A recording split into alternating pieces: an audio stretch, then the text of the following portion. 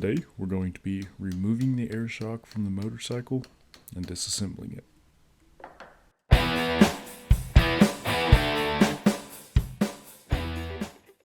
Hey guys, Ogden Restorations.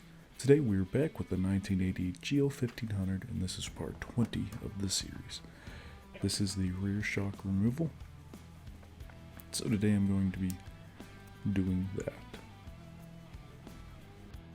So we did just post that rear air shock rebuild tutorial, and all of that footage is from this same motorcycle.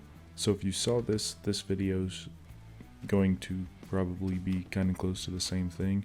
We're not actually rebuilding the rear shock in this video, just removing it and getting it taken apart. But as far as that video goes, this stuff is just going to be pretty much the same thing.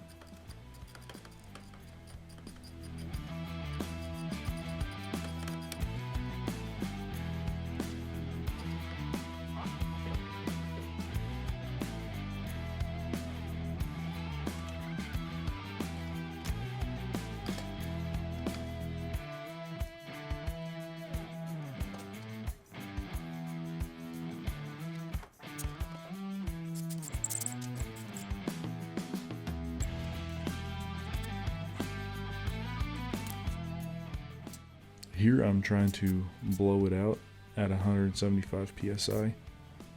Whenever I looked in there, I saw that the stopper ring was jammed up against the backup ring, which you're going to see later. That's why I had so much problems getting it off. But I thought right here, if I could push it up by using some high pressure air, that it would give it a little bit of space, a little bit of room, and sadly it didn't. But it still wasn't that big of a deal. I was just able to get the stopper ring out and then rebuild it. And I am putting a new boot on it, so I am going to go ahead and cut the old boot off. But again, right here, I just wanted to try. And my compressor went up to 175 psi, so. But it did not work.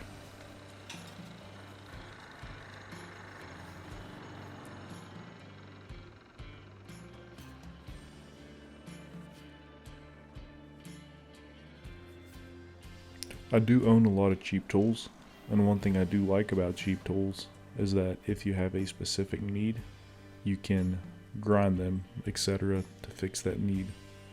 So like, I had a cheap set of wrenches one day and I really needed a really thin 1/2 inch wrench, and you know, since it was a $2 wrench, I could go ahead and take a grinder and flatten it down for that one part that I really need and then replace it for $2.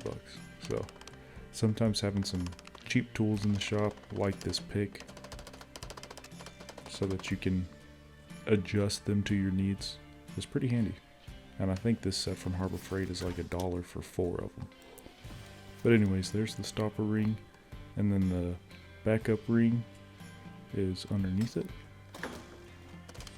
and it's kind of jammed in there. I don't know what caused it to get wedged in there. Normally if you press down on the backup ring, it allows the stopper ring to come out easier, but I was having a pretty difficult time right here just because mine were jammed in together. Don't damage the shock cylinder. You don't want to scratch it, it can cause leaks, other issues. So right here I'm just giving some light gentle taps with a small flat blade screwdriver just to get that stopper ring out.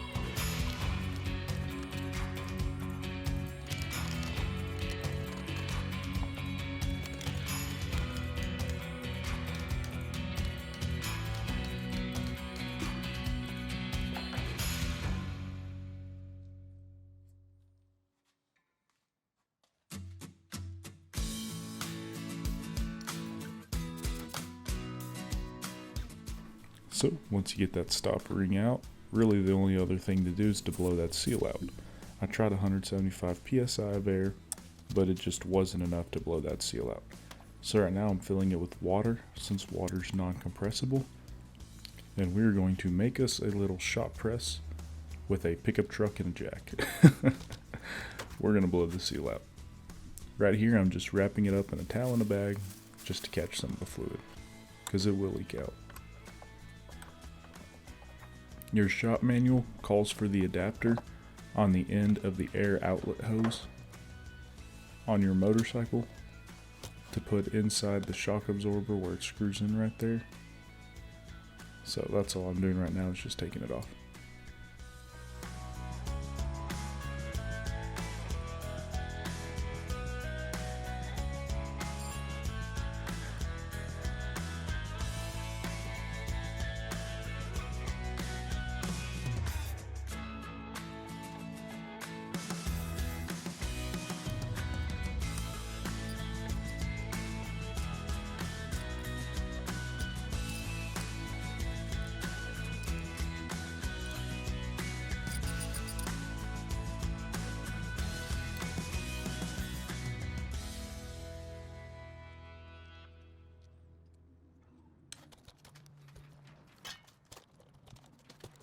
Once you get your adapter out, this is where it goes.